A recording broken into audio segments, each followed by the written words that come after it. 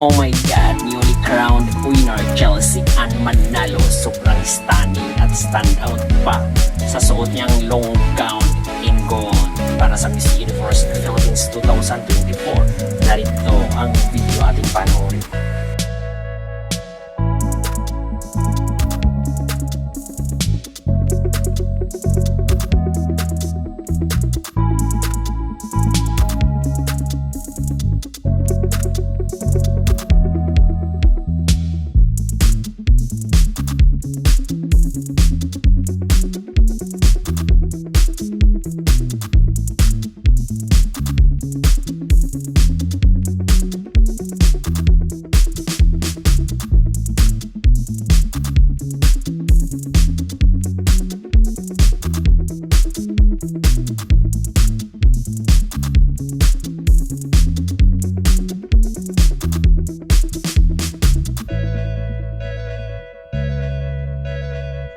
Mga Bioconeras, don't forget to hit the notification bell para updated kayo lagi sa aming mga bagong videos.